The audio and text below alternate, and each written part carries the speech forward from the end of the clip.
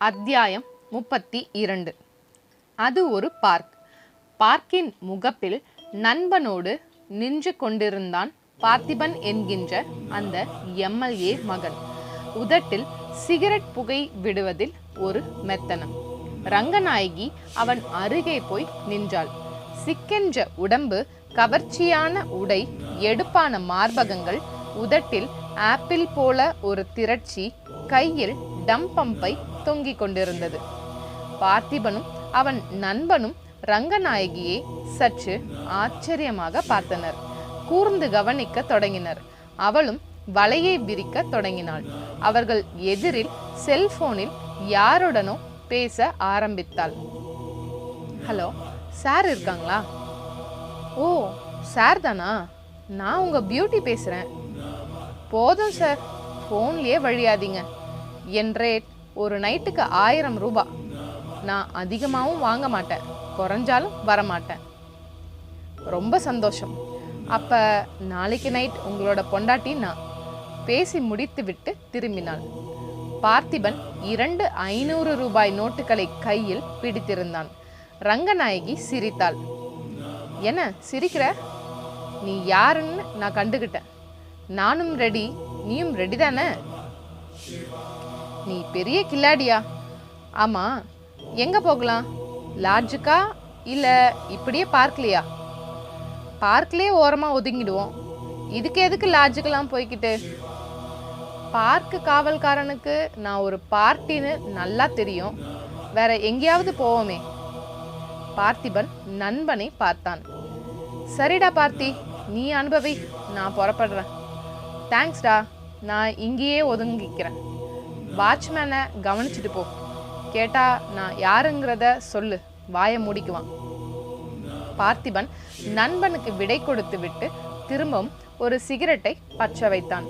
ரங்கநாயகியை பார்த்தான். கரெக்ட், சந்தோஷம். வா, அப்படி மறைவா போய் உட்காருவோம். குட். இருவரும் ஒரு பெரிய குரோட்டோன்ஸ் செடியின் பின்னால் மறைந்தனர். பார்த்திபன் கையிரண்டும் விளையாட ஆரம்பித்தது. ரங்கநாயகி தள்ளிவிட்டாள். அப்படியே அங்கேயே அவன் எதிரிலேயே பாண்டியனை செல்போனில் அழைத்தாள். ஸ்பீக்கர் பகுதியையும் ஆன் செய்தாள். பாண்டியன், சொல் ரங்கநாயகி.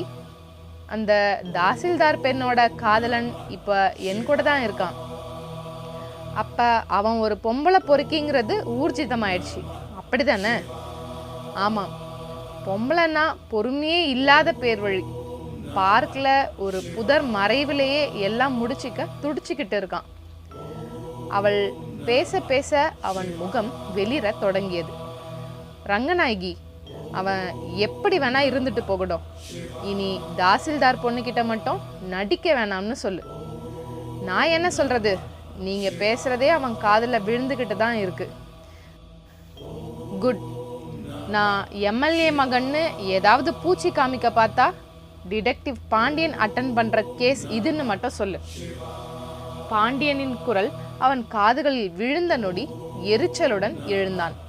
ரங்கநாயகி அவனை புன்னகையுடன் பார்த்தாள். அவனது 1000 ரூபாயையும் வீசி எறிந்தாள். அவன் மௌனமாக அதை பொறுக்கி கொண்டு நகர பார்த்தான். சிறிது தூரம் சென்றவன் திரும்பி பார்த்தான். என்ன பாக்குற? உன்னை கவனிச்சுக்கிறேண்டின் டயலாகெல்லாம் விடாத. ஒரு பொம்பளை மானத்துக்கு பயந்து வாழ்ற வரைக்கும் தான் அவ பூனை மாதிரி. தவிர மானத்தை தூக்கி எரிஞ்சிட்டா அவ தான் இந்த உலகத்திலே பலசாலி. அப்புறம் அவ சொல்றத தான் எல்லாரும் கேட்பாங்க. நானும் அப்படி ஒரு பலசாலி. ஆனா என் பலத்தை நல்ல காரியத்துக்கு மட்டும் பயன்படுத்துறவ. புரிஞ்சுக்கிட்டு இனியாவது யோக்கியமா வாழ்ற வழிய பார். அப்படியே இந்த பொண்ணை விட்டும் விலகிடு, அவளும் விலகிடுவா. எப்படிங்கிறியா? அவன் நின்று அடுத்து அவள் கூறப்போவதை கவனித்தான். அவள் தன் கேமரா செல்போனை காட்டினாள். இதுல நீயும் நானும் இருக்கோம். நீ பேசினது என் டம்பம்பை டேப்ல இருக்கு. இது இரண்டும் அவளுக்கு போகும். ரங்கநாயகி சொல்லி முடிக்க கூட இல்லை. அவன் பெரிதாக ஒரு கும்பிட்டு போட்டு அப்படியே ஓடி வந்து அவள் காலில் விழுந்தான். சிவன்மலை. வானை மேக கூட்டம் வந்து கம்பீரமாக மூடியிருந்தது. தன் கூரை வீட்டுக்கு வெளியே வந்து எட்டி பார்த்த தமயந்தியின் முகத்தில் சன்னமாய் ஒரு தேக்கம் இருந்தும் ஒரு மூங்கில் பிரம்பு கூடையையும் ஒரு அரிவாளையும் எடுத்துக்கொண்டு கிளம்பினாள். கூடைக்குள் ஒரு நீண்ட கயிறும் இருந்தது. போகும் வழியில் நடையோரமாக எலந்தை மரங்கள் செழித்திருக்கும். அப்படியே மலை ஆரஞ்சுகளும் கூட நிறையவே செழித்திருக்கும். அவைகளை பிடுங்கி போட்டுக் கொள்வதோடு கடுக்காய், ஜாதிக்காய் மற்றும் சில மூலிகை பட்டைகளையும் கிடைத்தவரை அள்ளி போட்டுக்கொண்டு அப்படியே லிங்கப்பட்டி வரை போய் அவைகளை சாலை முக்கில் நின்றே விற்றுவிட்டு வந்துவிடலாம். லிங்கப்பட்டி வழியாக ஆந்திரா பக்கமும் கேரளா பக்கமும் செல்லும் பிரயாணிகள் இப்படி சிவன்மலை சரக்குகள் கிடைக்காதா என்று ஏங்கிக் கொண்டு இருப்பார்கள். ஓரளவு நல்ல விலையும் கிடைக்கும். கிடைத்த தொகைக்கு லிங்கப்பட்டியிலேயே போட்டுக்கொண்டு திரும்புவாள் தமயந்தி. சற்று கெந்தி கெந்திதான் நடப்பாள். ஒரு காலின் வளர்ச்சி குறையா என்று கருதும்படியான தோற்றம். அன்று மழை வரும் போல் தெரிந்தும் கிளம்பிவிட்டாள். சிலுசிலுவென்று காற்று மலை தாவரங்களை நீவிக்கொண்டு வீசியபடி இருந்தது. கருத்த வானில் மின்னல் பூச்சு படு வேகமாக ஓடி விளையாடியது. அவ்வப்போது இடி சப்தம். தமயந்தி எதற்கும் பயந்தது போலவே தெரியவில்லை. தரையில் பார்த்து கொண்டே போனாள். ஜாதிக்காய் மரங்கள் ஆங்காங்கே காய்களை உதிர்த்து போட்டு கொண்டிருந்தன. அவைகளை பொறுக்கி கூடையில் போட்டுக்கொண்டே நகர்ந்தாள். ஒரு இடத்தில் மரக்கிளை ஒன்று வழிமறித்தது. அதை ஒடித்து வீசி எறிந்தாள். அடுத்த சில அடி தூரத்திலே ஒரு சரிவில் விழுந்து கால் கைகளை சிராய்த்து கொண்டு எழுந்தாள். தன்னை மறந்து மரக்கிளையை ஒடித்த தவறு பிறகுதான் அவளுக்கு புரிந்தது. ரண நிவாரணி செடியே அவளுக்கு தெரியும். ஓரிடத்தில் அது தழைத்திருந்தது.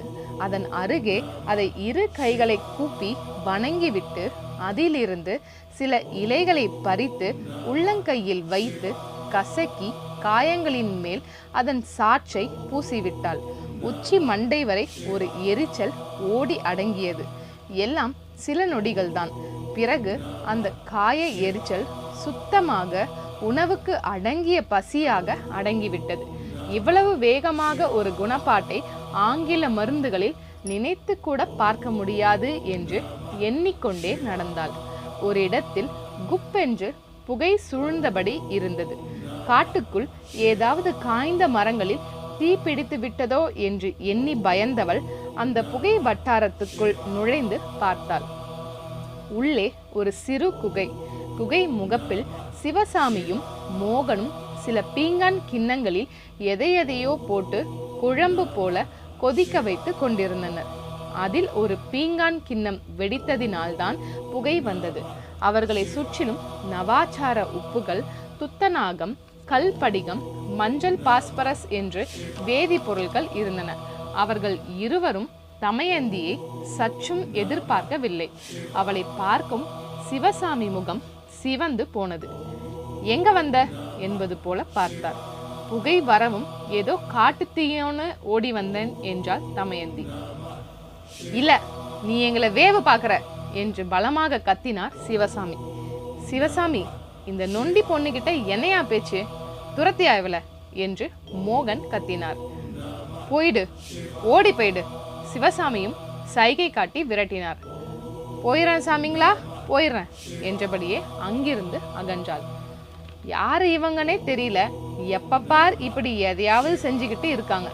ஒருவேளை தங்கம் செய்யதான் முயற்சி செய்யறாங்களோ என்னவோ என்று முணுமுணுத்து கொண்டே நடந்தவள் ஒரு இடத்தில் அப்படியே அதிர்ந்து நின்றாள்.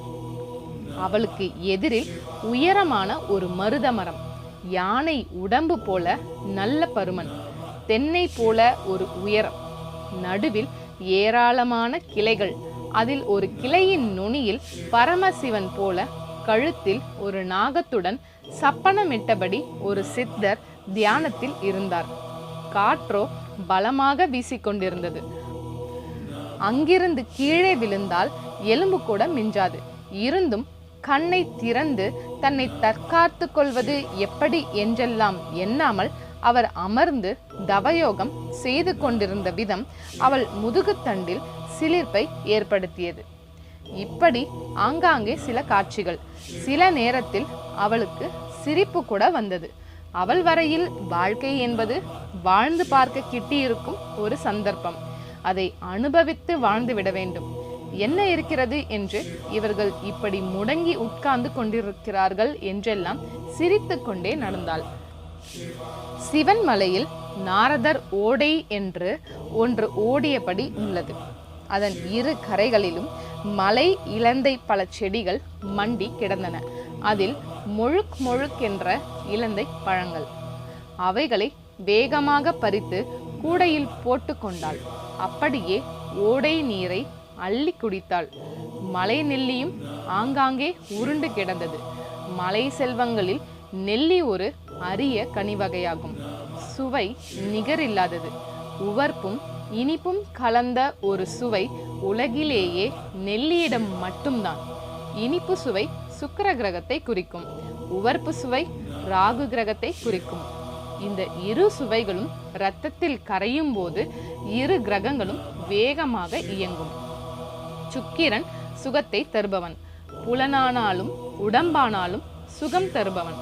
உடம்பில் நோய் இருக்கும் பட்சத்தில் இந்த சுவை காரணமாக சுகம் ஏற்பட உதவுவான். ராகு யோகம் அளிப்பவன். உவர்ப்பு சுவை யோக சுகத்துக்கு, அதாவது நல்ல விதமான இன்பம் ஏற்பட உதவிடும். இதனால்தான் நெல்லிக்கனியை முன்னோர்கள் அமிர்தத்துக்கு இணையாக கருதினர். இதனாலே அதியமானும் அதை அவ்வைக்கு தந்தான். இந்த விபரங்கள் எல்லாம் தமயந்திக்கு தெரியுமோ தெரியாதோ, நெல்லிக்கனிகளை கூடையில் நிரப்பிக்கொண்டாள். அப்படியே மலைப்பாதை வழியாக கிட்டத்தட்ட 1.5 மணி நேரம் நடந்து லிங்கப்பட்டி கூட்ரோட்டிற்கு வந்து நின்றாள். சில வியாபாரிகள் காத்து கொண்டிருந்தனர். அவளுக்கு முன் அங்கே லிங்கப்பட்டியில் உள்ள முத்துப்பிள்ளையின் மகனான வீரையனும் இருந்தான். அவன் வசம் சிவன்மலை தேன் குடுவையில் அடங்கி கிடந்தது. அதன் புளிப்பு வாசம் தமயந்தி மூக்கையே சினுப்பியது. தமயந்தியை அவன் ஒரு போட்டியாகவும் அடாத பெண்ணாகவும் தான் பார்த்தான். அவளுக்கும் அவனை பார்க்கும்போது முள்ளம்பன்றியை பார்க்கின்ற மாதிரி தான் இருந்தது. என்ன புள்ள பார்க்குற? பார்வையே சரியில்லையே. என் பார்வை சரியில்லையா, இல்ல உன் பார்வையா? இருவரும் மோதிக்கொள்ள பார்த்தனர். வியாபாரிகள் தடுத்து அவனிடம் இருந்து சரக்கை வாங்கி கொண்டனர். வீரையனின் தேனை ஒருவர் உள்ளங்கையில் வாங்கி பார்த்து நக்கினார். பின் முகத்தை சுணுக்கியவராக, இது அசல் மலை தேன் இல்ல என்றார். ஏய், கைத்த கட்டி தொங்கிக்கிட்டு தேன் எடுத்தவன் நான். உன் நாக்கு அறுத்தி ஏறி, அது சாராயம் குடிச்ச நாக்கு, அதுக்கு மலத்தேன் தெரியுமா என்று வீரையனும் பதிலுக்கு சீறினான். அப்போது குதிரை ஒன்றின் குளம்படி சப்தம் கேட்டது. அசூர வேகத்தில் நல்ல வெள்ளை குதிரை மேல் ஒருவன் வந்து கொண்டிருந்தான். வியாபாரிகளும் மற்றவர்களும் மிரண்டு ஆளுக்கு ஒரு பக்கம் சென்று நின்று பார்த்தனர்.